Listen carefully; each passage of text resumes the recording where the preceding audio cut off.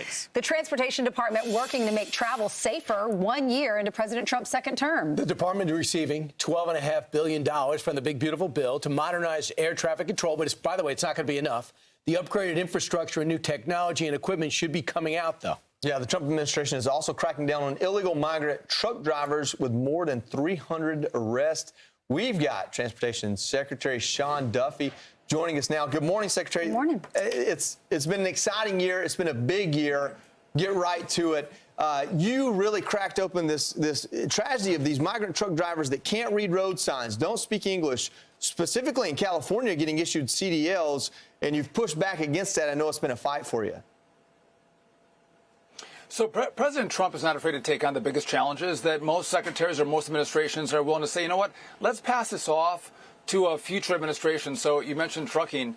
We have, 10, 15 million people that came into this country under Joe Biden. One of the easiest things for them to do in states that are liberal is to get a truck driver's license, right? So to get behind an 18-wheeler, get on the road, and try to make a living. Well, they're dangerous. They went to a sham school, got a CDL, and hit the roads across the country. And the problem is Americans are dying. So we said, you know what, no more. We're going to get rid of what are these called non-domiciled CDL licenses to make sure you're actually well-trained, you speak the language, and you're entitled to a commercial driver's license. You mentioned air traffic control. Listen, this has been a problem for decades. President Trump said we are going to fix it. We got $12.5 billion. Brian, thank you for saying that is not enough. We need another $20 billion to get this done. But we've already started moving from analog to digital. We have a contract for brand new radar. They haven't been done in almost 50 years, so this is well underway under Trump's term. Can you get it done in your term? So this phase we're doing right now, yes. So we'll get analog to digital, new radios, new radar. The most complicated part of this is the new software. The Congress didn't give me the money for that. We're working on it. We opened up our couch cushions and found some change at the FAA. We're working on it. It's possible we're going to be able to start to deploy that. That's going to be harder to finish in the 3 years we have left in this term. Maybe but you're going to start to see the benefits of what we're doing over the course of the next year. Also, Trump's inauguration was on this day a year ago. 9 days later, you were appointed, you came onto the job. That was the same day that we saw that commercial jet, the Army helicopter, collide. 67 people died. A lot of the ice skaters' parents died, one who made it into the Olympics. So it was a tragedy on that day. And that was a shock for you, I'm sure. On day one, you're thrown into this. So much has happened over the course of the last year. What have you learned from it? That safety is first, Ainsley. You don't have any transportation unless it's safe transportation. And to meet families who senselessly lost their loved ones on that flight made me commit to them and to the country that I was going to do all I can to make sure we have systems in place that make sure Americans are safe, whether they're on the road, whether they're in planes or on trains, that America is going to double down on safety. And so this was senseless, but there's a way we pay it forward. And that's why we're doing this new air traffic control system. That's why we want more air traffic controllers working for us in our skies.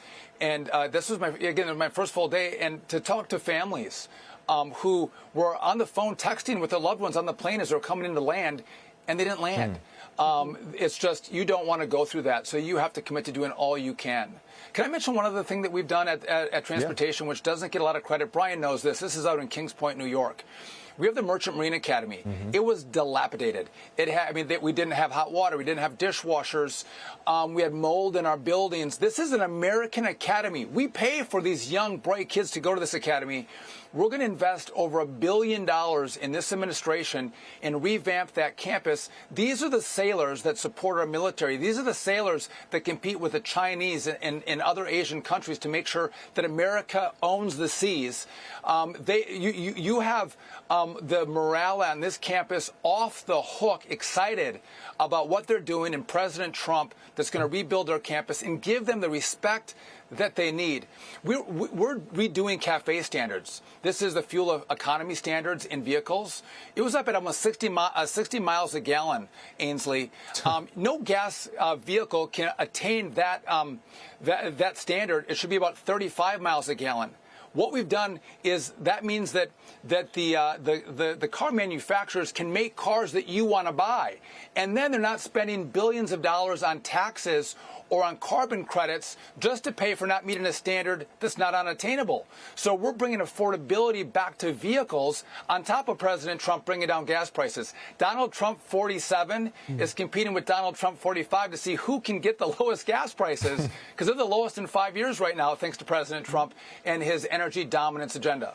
Right. And Sean, real quick, the one thing that happened during that plane crash is a lot of these VIPs use choppers to get back and forth across the Potomac. And they're trying to resume those flights again, aren't they? Hell no. President Trump, J.D. Vance. That's it. But we don't need generals. We don't need VIPs flying in cross traffic with airplanes that are landing at D.C. It's one of the most complicated airspaces. It's not a big airspace.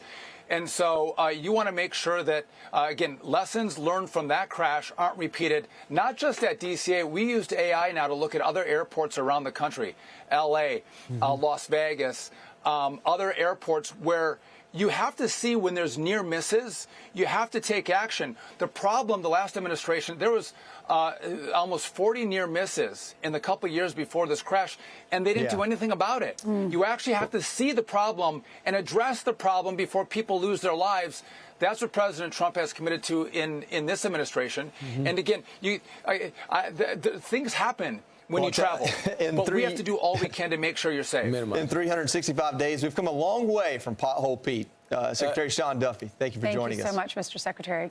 I'm Steve Ducey. I'm Brian Kilmeade. And I'm Ainsley Earhart. And click here to subscribe to the Fox News YouTube page to catch our hottest interviews and most compelling analysis.